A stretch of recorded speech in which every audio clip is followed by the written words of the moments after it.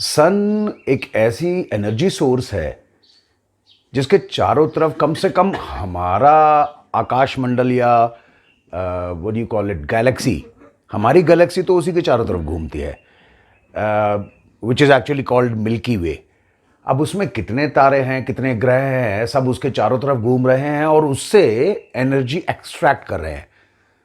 सन की वजह से ही दरअसल कम से कम हम तो ये तो जानते ही हैं कि पृथ्वी के ऊपर जीवन है, वो सन की वजह से ही है। सन ने पानी के अंदर कुछ केमिकल लोचे किए जिसकी वजह से अमीबा पैदा हुआ और फिर लाइफ आ गई। अब हमारी गैलेक्सी में दैट इज मिल्की वे, उसमें कितने तमाम प्लैनेट्स होंगे जहां हो सकता है जीवन हो।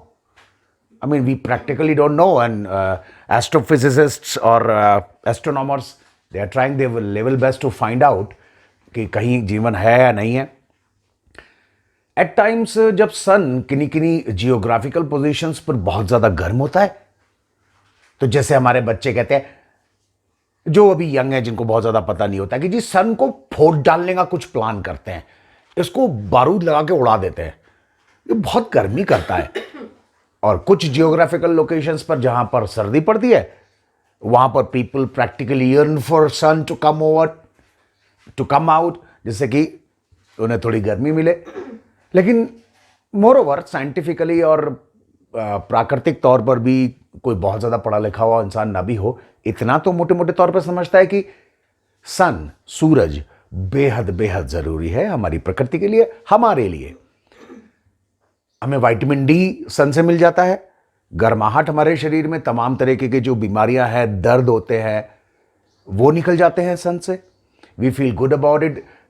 मैंने तो बल्कि एक जगह पे पढ़ा भी है कि अगर आपको आंखों की तकलीफ है तो आपको सनिंग करनी चाहिए। उसका छोटा सा तरीका, sun basking is different. Sun basking is आप पूरा नंगा होके और स्किन को आप सन बास्किंग करें, सो दैट विटामिन डी भी मिले और आपको सिकाई भी हो, सब कुछ। जो मैंने पढ़ा था कि आंखों के लिए कि भाई आप सनिंग करें, मतलब कि आप सन की तरफ ऐसे देख के आइज बंद कर ले और ऐसे आइज बंद रखें, और तो अंदर जो है आपके वो पहले येलो, फिर रेड, फिर ऑरेंज, इस तरीके के कलर्स होते जाएंगे।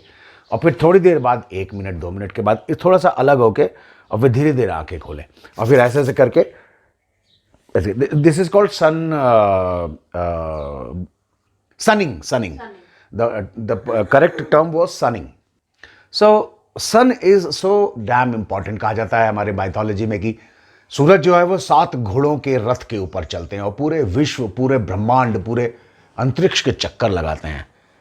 जब हमारा टाइम होता है तो हमारे पास आ जाते हैं और वो सब कुछ, जो कुछ भी करते हैं, निस्वार्थ करते हैं, सबको एक जैसी रोशनी, एक जैसी गर्मी पहुंचाते ही रहते हैं। बट फिर भी सन के साथ पंगा नहीं लेना चाहिए, जो आजकल हम लोग लेने की लगातार कोशिशें कर रहे हैं। ओजोन लेयर जो हम लोग ने डिप्लीट कर डाली, अब an number of people would कहेंगे कि हमारी रिस्पॉन्सिबिलिटी नहीं है ओजोन लेयर डिप्लीट करना। तो मैं उनको बताना चाहूंगा कि जितने एसी उन्होंने घर में चलाए वो रिस्पॉन्सिबल हैं ओजोन लेयर को डिप्लीट करने के लिए। उसकी वजह से सन में जो अल्ट्रावायलेट रेज वगैरह और जो भी होंगी वो आ रही हैं नीचे और हमें नुकसान पहुंचा रही हैं।